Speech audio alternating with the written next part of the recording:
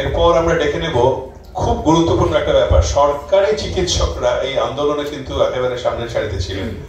HS এর পক্ষ থেকে ডক্টর নীলাঞ্জ শেখর পান। আবার থ্রেড কালচারের নাতে গিয়ে বললাম সময় কিন্তু 2 মিনিট।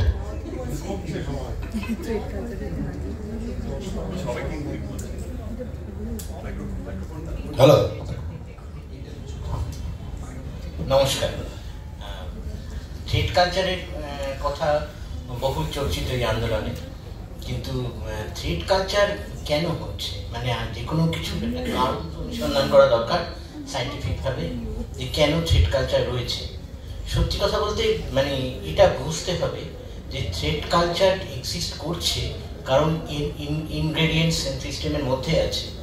সিস্টেম এমনভাবে সাজানো আছে যাতে থ্রেড কালচারটা এক্সিস্ট করতে পারে, এটা পসিবল। কারণ থ্রেড কালচার শুধু এই ঘটনার পরে বা এই ঘটনার আগে বা কিছুদিন আর্যিকরের ব্যাপার নয়।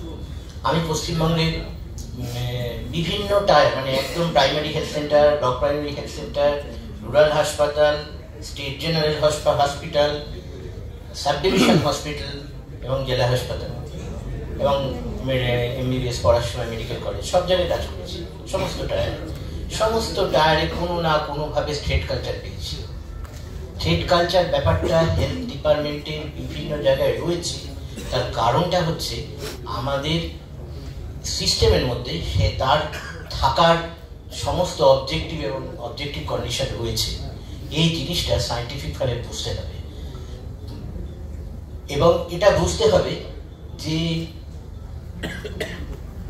যে কোনো হাসপাতালে সেন্ট্রালাইজড অ্যাডমিনিস্ট্রেশন আছে, সমস্ত জায়গায় প্রচণ্ড সেন্ট্রালাইজড অ্যাডমিনিস্ট্রেশন, এবং সুপারিনটেন্ডেন্ট বা প্রিন্সিপালের বা এমএসবিপি বা ডিএমওইচের বা সিএমওইচের প্রচণ্ড একটা ডিসক্রিশনারি পাওয়ার আছে, প্রচুর ডিসক্রিশনারি পাওয়ার আছে। এই যে প্রভূত ডিসক্রিশনারি পাওয়ার কি করে, একজন সৎ মানুষের উপর কাজের লোড বাড়ায় আর অসৎ মানুষকে হওয়ার সুযোগ করে দেয়, অসৎ হওয়ার সুযোগ করে দেয়। এটা বুঝতে হবে। ফলে থ্রেড কালচারের ইনগ্রেডিয়েন্ট সিস্টেমের মধ্যে আছে।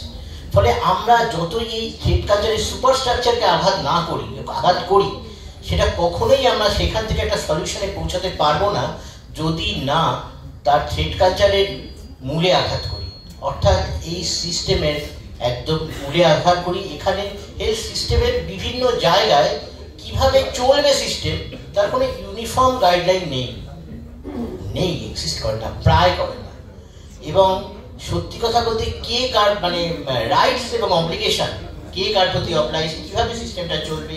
যদি এটা খুব ডাইনামিক সিস্টেম হয়, ডাইনামিক সিস্টেম মানে আমি বলছি যে এটা বোঝাবার জন্য যে নর্থ বেঙ্গলের দার্জিলিংয়ের পাহাড়ের ওপর একটা হাসপাতালের যে হেলথ প্রবলেম হয়তো নামখানায় সেরকম প্রবলেম নয়, মানে যেটা রিভারাইন এলাকা অথবা এইখানে নয়। ফলে এই যে জিনিসগুলো এই হেড কালচারের ইনগ্রেডিয়েন্ট সিস্টেমের মধ্যে রয়েছে।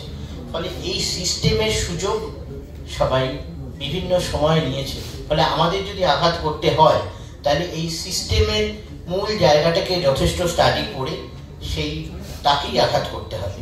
হ্যাঁ, এবং এই জিনিসটার জন্য ব্যক্তি বা কোনো বিশেষ মানুষকে করে আমরা শুধু আমাদের সময় এবং অপচয় করবেই মনে হয়। আমাদের যেভাবে এটা অপারেশন করা হচ্ছে, যেভাবে অপারেটেড হচ্ছে হেলথ সিস্টেমটা, সেই জায়গাটাই দেখা উচিত। রিসেন্টলি গভর্নমেন্ট বিভিন্ন অর্ডার বার করেছে। হ্যাঁ, ঠিক আছে, সেই অর্ডারগুলো স্টাডি করলে এটাই প্রথম কথা।